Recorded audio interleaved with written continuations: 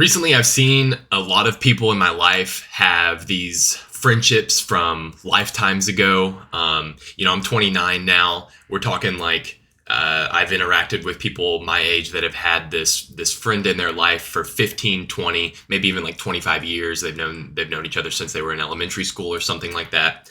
And I'm no exception. I have friends that I still communicate with that were in my first grade class, for example. So, I'm no, it's not necessarily a net negative to, have these lifelong friends. It can be quite positive, in fact. But in the same way, I'm also a firm believer in that friendships need regular evaluations from each party.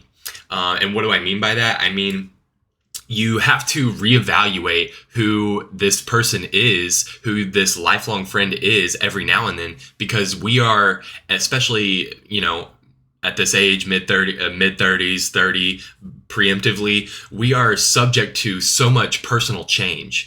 And these changes can be positive or negative, depending on what kind of person you are, what situation you're in, what situation you've carved out for yourself moving forward in the future, what kind of mental health issues you may or may not be dealing with.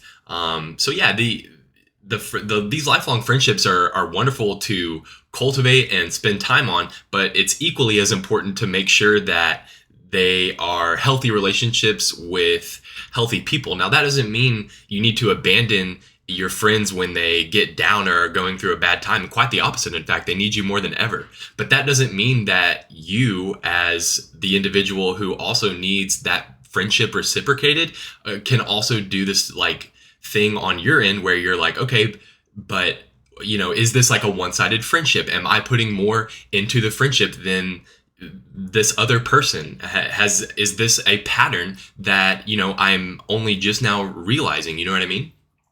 So I want you to learn to be so grateful when these sorts of people, these lifelong friends, these friends that you maybe haven't truly evaluated in a while, when they do you dirty or when they do you wrong, maybe you trust them to get with a favor or something and they don't get that done. I want you to learn to say thank you.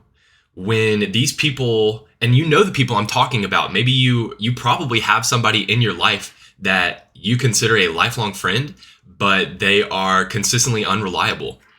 And it can be easier said than done to deal with those kinds of people, but just because they've been such a staple in your life for such a long time. But that's just why it's so important to evaluate these lifelong friendships. I'm a huge proponent of you are the company you keep, and it's true. You've heard this so many times, I'm sure, and it might be cliche to you at this point, but you are who you surround yourself with. If you elect to surround yourself with hard workers and stuff like that, and people who have positive attributes to their personality, imagine you're like a video game character, right? Like in a sports video game, and all of these attributes for you are like when you're starting out in your like career mode. So like maybe your work ethic is like at a 65 right now, or maybe your maybe like your perseverance or motivation is like a 70.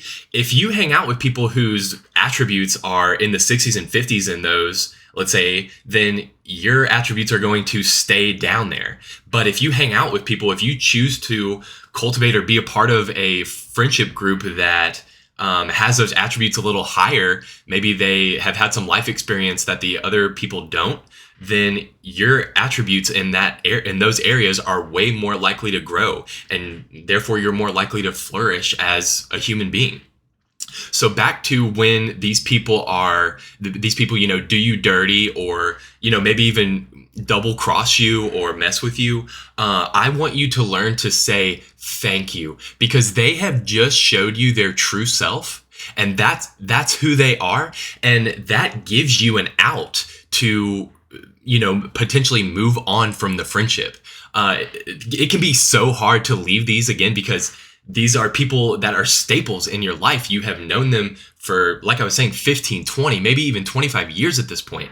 but that doesn't necessarily mean they're this like ubiquitous positive force in your life. And so you need to be honest with yourself. I think it's important that you be honest with yourself about the health of your friendships. And an easy way to do that is to every now and then just evaluate them and make sure you're getting what you need out of the friendship. Make sure that this person is worth your time and energy, the time and energy that a good friendship takes to cultivate and maintain.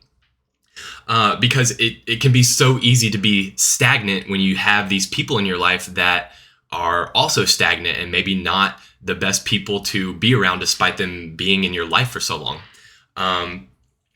It gets, I keep bringing up this age like mid-30s, 30. After mid-30s, in my opinion, it gets so much harder to cultivate friend groups, find new social groups, etc. That's why I encourage people who are in their early 30s, 20s to really start evaluating your friend group and find friends who are suitable for you and have values that are aligned with your goals and where you want to see yourself in the future. And if these people who have been around for 15, 20, 25 years aren't that way, instead of just wishing that they would grow up with you, you have the perfect opportunity right now to say, thank you for showing me the type of adult that you're most likely going to be for the rest of your life. And you get to move on. And it's going to be hard at first, just like a relationship ending, like a boyfriend, girlfriend, like a relationship. But, friendships are just as hard when they end. But the growth that you can develop from cutting out this person that used to be such a figure in your life, that's like a negative force, getting rid of that person is so invaluable. And that's why it's important to evaluate your friends very consistently. You don't have to be a robot about it. You're still a human being. You're going to mess up too. You're not going to be the perfect friend every time. So you can make sure that you bring that accountability to the friendship while you're evaluating these sorts of relationships that I'm talking about, where you've known this person for so long, but maybe they're just not on the same road as you. And that's okay. They're on their own path, but you've got your own path, you've got your own goals, and it's important to have that separation in order to grow, in my opinion. So cultivate those friend groups, evaluate your friends, love your friends. I love you. You can be positive and happy about this. It doesn't have to be a ubiquitous negative thing, you moving on from them. But it is important to make sure you evaluate your friends.